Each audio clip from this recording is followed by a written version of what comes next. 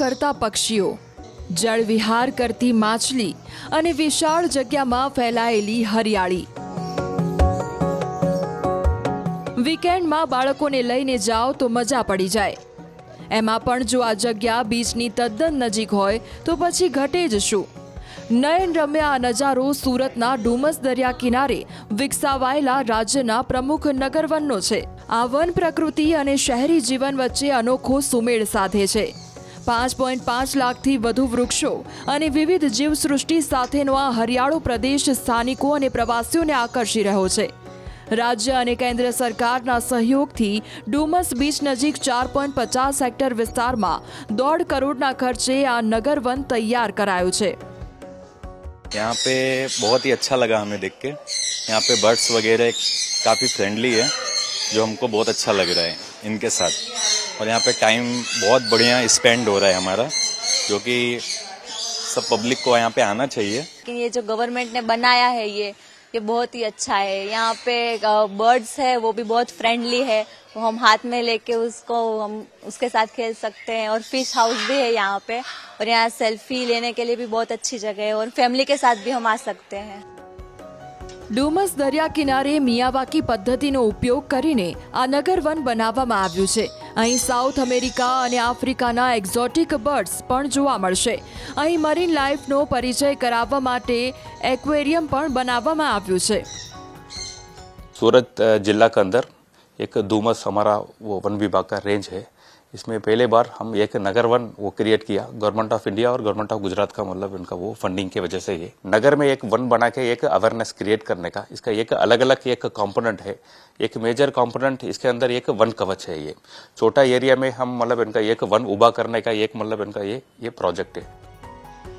અહીં સ્થાનિક સમુદાયને રોજગારી પૂરી પાડવા માટે લોકલ હેન્ડીક્રાફ્ટ બજાર પણ બનાવવામાં આવ્યું છે. નગરવનને સંપૂર્ણ પ્લાસ્ટિક મુક્ત વિસ્તાર તરીકે વિકસાવાયો છે. લોકોમાં આ વિસ્તારનું મહત્વ વધે અને તેની જાળવણી જાતે કરે તે માટે નગરવનમાં એન્ટ્રી માટે ફી પણ રાખવામાં આવી છે. આ પહેલ ફક્ત મનોરંજન માટે નથી, પરંતુ શહેરી લોકોને વન અને પર્યાવરણની નજીક લાવવા એક નોંધપાત્ર પ્રયાસ પણ છે.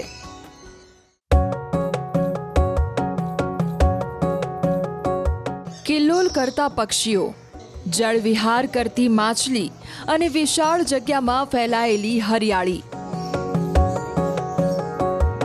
વીકેન્ડમાં બાળકોને લઈને જાઓ તો મજા પડી જાય.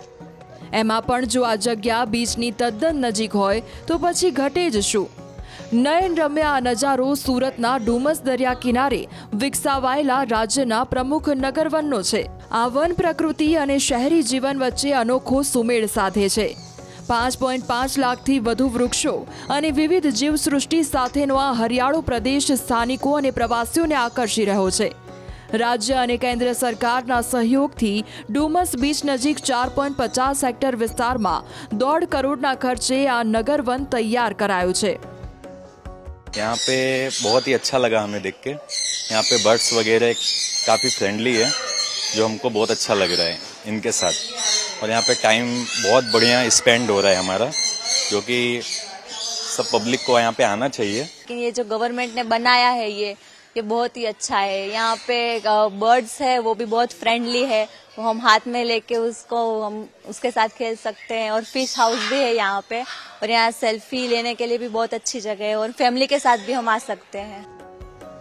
ડુમસ દરિયા કિનારે મિયાવાકી પદ્ધતિનો ઉપયોગ કરીને આ નગરવન બનાવવામાં આવ્યું છે. અહીં સાઉથ અમેરિકા અને આફ્રિકાના એક્ઝોટિક બર્ડ્સ પણ જોવા મળશે. અહીં મરીન લાઈફનો પરિચય કરાવવા માટે एक्वेरियम પણ બનાવવામાં આવ્યું છે.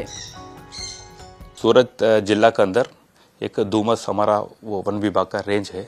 इसमें पहले बार हम एक नगर वन वो क्रिएट किया. गवर्नमेंट ऑफ इंडिया और गवर्नमेंट ऑफ गुजरात का मतलब इनका वो फंडिंग की वजह से ये नगर में एक वन बना के एक अवेयरनेस क्रिएट करने का इसका एक अलग अलग एक कंपोनेंट है. एक मेजर कंपोनेंट इसके अंदर एक वन कवच है. ये छोटा एरिया में हम मतलब इनका एक वन उभा करने का एक मतलब इनका ये प्रोजेक्ट है. અહીં સ્થાનિક સમુદાયને રોજગારી પૂરી પાડવા માટે લોકલ હેન્ડીક્રાફ્ટ બજાર પણ બનાવવામાં આવ્યું છે.